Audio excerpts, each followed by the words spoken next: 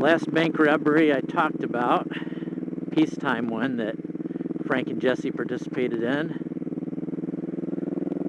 was in 1866 in February. This next one I'm going to talk about is almost 3 years later because it happens at the end of 1869 in December. And this is the Daviess County Savings Bank in Gallatin, Missouri. And this is also a bank robbery that only Frank and Jesse plan and participate on themselves. So it didn't quite turn out as good as the other ones where they had their entire group with them doing the planning of how it was to take place. So anyway, they enter the bank in Gallatin to rob it, and Jesse looks at the cashier and he thinks, my gosh, the fates have smiled on me, because who should be the cashier sitting there at the desk but a man that he'd been looking for a long time to put a bullet in his head, and that's Colonel Samuel P. Cox.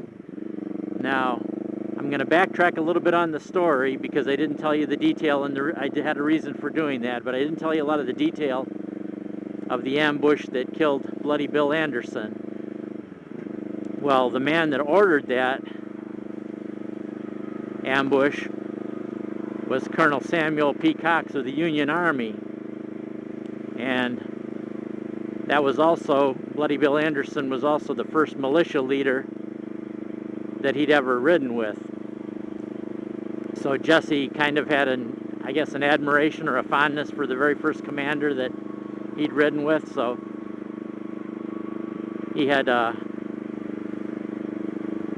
probably made it his life's mission to track down Samuel P. Cox and find him and put a bullet in his head for killing his first commanding officer in the militia. And here was his opportunity walking into the bank. So I'm sure when this was happening that Frank was not thinking it was a very smart idea, because when you're robbing a bank, the last thing you want to do is start the robbery with gunfire, because what are you going to do? You're going to tell all of downtown that the bank's being robbed, and the first thing they're going to do is run for the sheriff's office, and they're going to get a posse or a militia to come after you or to trap you in the bank. So that was not a real smart move to do something like that. And secondly, he didn't know at the time, but come to find out later, he hadn't killed Samuel P. Cox. Who he had killed is a guy named John Sheets, who just happened to have the bad fortune in life of looking, at least to Jesse, exactly like Samuel P. Cox. So he killed the wrong person, and probably realizing if his brother was not yelling and screaming at him at that time to get the hell out of the bank, because they just kind of given away what they were doing, he grabs a big envelope on the cashier's desk and makes off with it, thinking there might be something of value in there. And although there probably might have been some claim deeds or some stock certificates or something like that, nothing of value to a bank robber ended up even being in that envelope, so they didn't even end up getting anything worthwhile out of the robbery that they could use and spend. There wasn't any money in the envelope. But here comes the part that made them famous. Now, they had the one friend that was promoting them, John Newman Edwards, who you saw in that one family photograph. He was the only non-family member because he was a friend of the family. Well, he was a Confederate sympathizer, an ex-Confederate soldier, and a journalist, and he'd done all he could to promote the James Younger gang as much as possible in his writings for the newspaper, and he even started writing dime store novels promoting the James gang and the Younger gang. But this is what propelled them to superstardom. They're leaving the bank, and they jump on their horses, And the militia is obviously, there's enough time passed that the militia or the posse is already on its way, a group of riders, along with the sheriff, to try to get them. And instead of running away on the horses, they turn the horses face towards the guys that are coming after them and run straight towards them. Now, where he got this idea is part of going back to the ambush, too, of Bloody Bill Anderson. The next guy that Jesse rode with, I told you before, was Archie Clements, which was another militia during the war that Jesse rode with. Well, during this ambush of Bloody Bill Anderson, Archie Clements did not even slow down when the ambush happened. He full charged, broke through the line to the back of the line, started yelling at the supply wagons and the cook wagons at the back of the line, and the guys taking care of the horses, he started yelling them that the line is broken, flee for your lives. They mistakenly thought he was a Union officer and started scattering and retreating.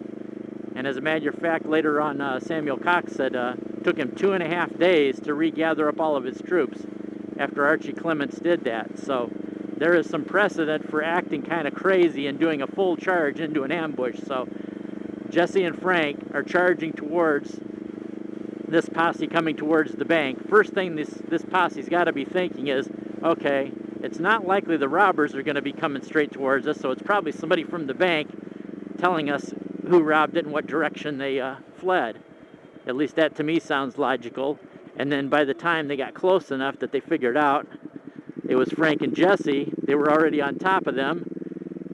Not enough time to even draw their guns, and if you draw your guns anyway, what are you going to do? Shoot in the crowd when your own guys are all around there? So meanwhile, these guys are confused. Jesse and Frank just shot through the crowd of posse that was going to chase them. They're off down the road, maybe about a block away. Your horses are facing the wrong way. You're not going to draw your gun and fire behind you and shoot your own guys. So you've got to get all this confusion clarified, turn your horses around and start chasing them. So by the time you get that done, they're probably already to the edge of town. And they obviously have their escape route already picked, knowing the area pretty well. Now Gallatin, this bank that they robbed in Gallatin was only 50 miles north of their farm, so it wasn't that far away, so I'm sure they knew the area, and if they were smart, they scoped it out. So I would have to call this probably, of all the Old West bank robberies, it was one of the most daring escapes. I don't think I'm going to go through here.